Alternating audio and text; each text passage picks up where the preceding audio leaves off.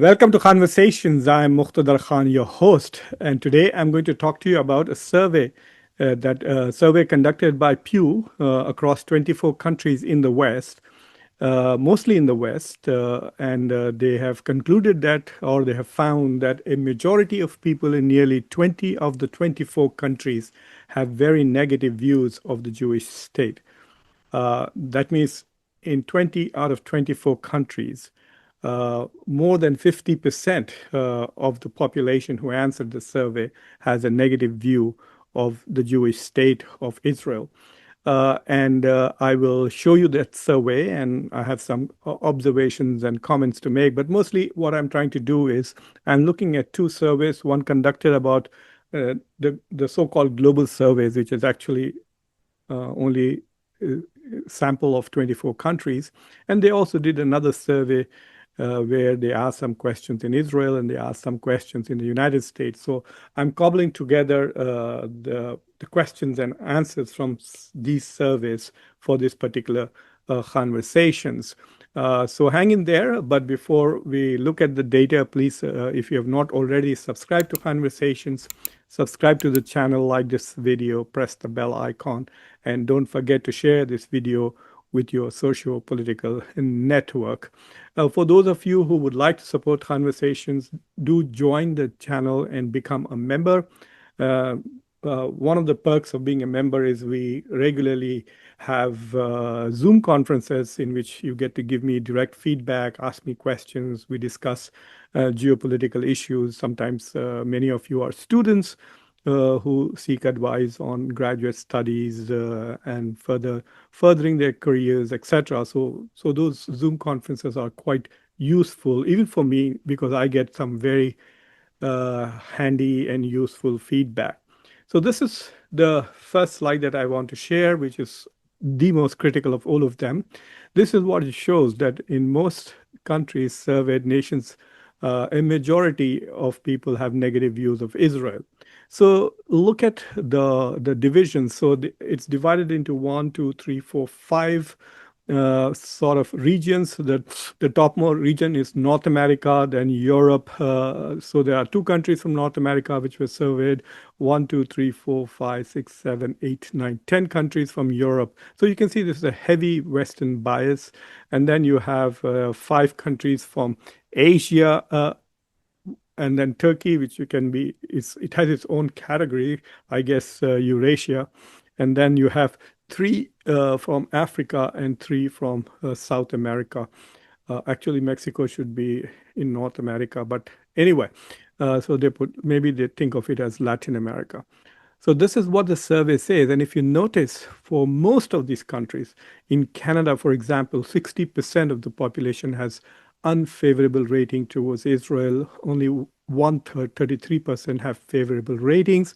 The ratings are divided into four categories: very unfavorable, that's extremely dark blue; somewhat unfavorable, which is light blue; and the light green is somewhat favorable, and dark green is very favorable.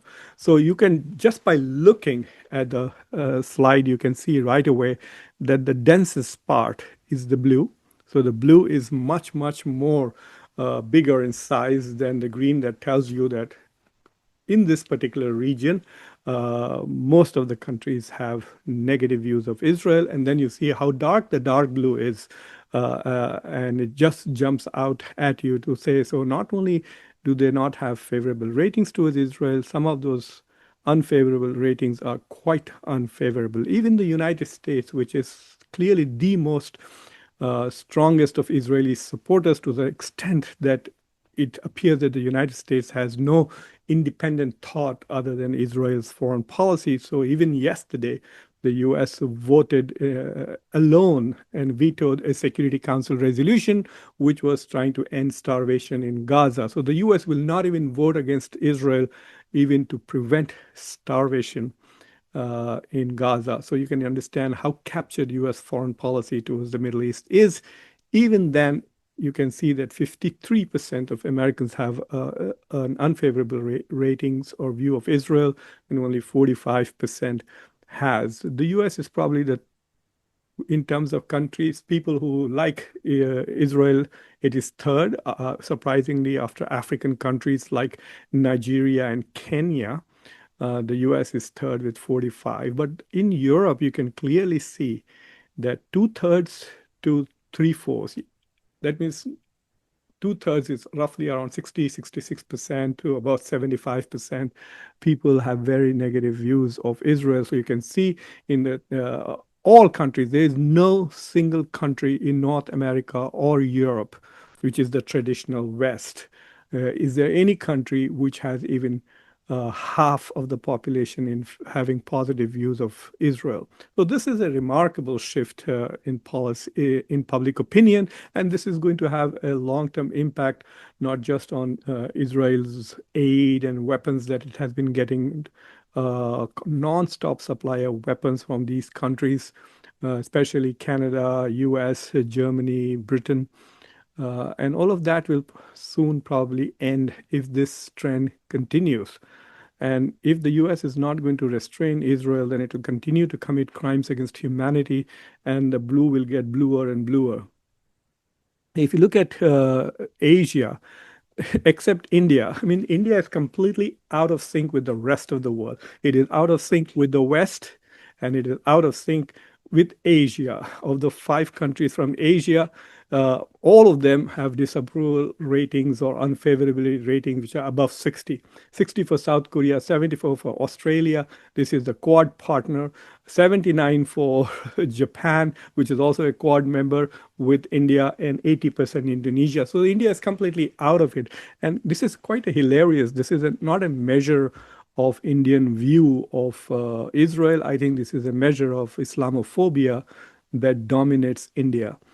Uh, and then you look at approval ratings are not very strong. So there's a lot of Indians who apparently don't have an opinion on this issue. Of course, Turkey is the one which has the most negative view, but there are still 4% people who seem to have somewhat favorable view of Israel. It appears as if there are 3% with somewhat favorable and 1% with very favorable view. If you look at uh, the Latin American segment, Mexico, Brazil, and Argentina, remember that Mexico and Argentina do have a significant Jewish population in that country, and yet you see that, except for Argentina, where a plurality of people have unfavorable views. In Brazil and Mexico, you can see 58 and 61% having unfavorable view of Israel. So this is across the board. I guess American politicians will see this and accuse the world of being anti-Semitic. Anybody who's critical of Israel these days is simply accused of being anti-Semitic. So the whole world is apparently now anti-Semitic, I guess. One comment I do want to make about India is that we often see very supportive views of India, uh, from India towards Israel. What I would love to see is a survey of Israelis and what they think about India. Uh, but what is interesting is if you look at the Converse, the Pew Research Center in February and March also asked Israelis what they think of their country. And it was very interesting that in 2024 and 2025 both, 58% of Israelis thought that the country was not respected around the world. And the only difference is that the intensity of their perception of unfavorability, it increased. So in 2024, 58% thought that Israel was not respected around the world. Of that 58, 15% thought that it was really not respected. Now, a quarter of Israelis, one out of four Israelis thinks that Israel is not respected at all in the world. They're quite optimistic, actually, I should say. After looking at this data, that should be much higher. And of course, in terms of respectability, there are still about 40% Israelis who think that their country is respected abroad. Uh, an interesting survey question was about negative views, about the changes in negative views in the US about Israel. And then if you can look at the data here in 2022, only 42% of Americans had unfavorable views of Israel, and now uh, it's 53% of Americans who don't have a favorable view of Israel. So I guess America has become more anti-Semitic than it was before, or basically Americans have awakened to the atrocities that Israel has committed in Gaza after Hamas attacked and killed 1,200 people on October 7. And since then, Israel has completely devastated and destroyed Gaza, has killed close to 60,000 people, a vast majority of them women and children. Israel probably has killed more children in the last 2 years than Hamas has killed Israelis in the last since its existence till now. Not only that, Israel is using all kinds of horrible tactics such as starvation, etc., to collectively punish all the Palestinians, at least the Gazans, to drive them away from their homes, and is in the process of either committing a genocide or an ethnic cleansing in Gaza. And so it is good to see that all that overwhelming evidence that is available has moved at least 11% of Americans who are not swayed away by the extremely biased coverage that we see in the US media. And of course, the brain dead, moral dead comments by American politicians from both sides of the aisle. Of course, you can see that the Democrats have moved significantly to the extent of 70%. I think that 30% is probably Joe Biden alone who is supporting Israel, but the public opinion of unfavorability has moved from 53 to 69. Among Democrats, among young Democrats, it's gone up to 71%. And of course, the Republicans, who are quite morally challenged on many other issues, not just this. It's still among young Republicans, it has moved to 50%. Uh, I want to show you something about the domestic religious differences. So if you look at US religious groups' support for Israel currently, I want to tell you a little bit about this survey. Like I said, this survey pretends to get global opinion, but it is clearly one thing that is missing in this survey is the Muslim countries, only Indonesia, Muslim majority countries, only Indonesia and Turkey are part of this survey, and I think also Nigeria. Uh, but otherwise, can you imagine what this survey would look like if it was truly global and included all the 57 OIC countries in this, Russia, uh, China is also not part of this survey. So you can imagine they just left out billions of people. But nevertheless, still, it's very damning with what we found. In the United States, uh, so in this, blue is unfavorable, green is favorable. So 57% Protestants have favorable views towards Israel at the moment, and you can continue to see it goes on even, and then it starts dropping. Those who are non-evangelicals, suddenly you can see that the favorable unfavorability rating rises or negative views increase. Catholics are again 53% negative. Of course, American Jews have very positive views, 73%. I guess roughly 3 out of 4 American Jews have favorable views of Israel, and a little more than 1 out of 4 have unfavorable views of Israel. Among Muslims, it's quite surprising that 19% Muslims have favorable view of Israel and 81% have negative views. I mean, that is the constituency which has the highest negative views, then followed by those who are not religiously affiliated, which is has about 69%. So this is an interesting survey. What I'm surprised is how how strong the favorability Israel enjoys among evangelicals and Christians, even though more than half the country has unfavorable view towards Israel. And how many Muslims, 1 out of 5, seems to have favorable views of Israel.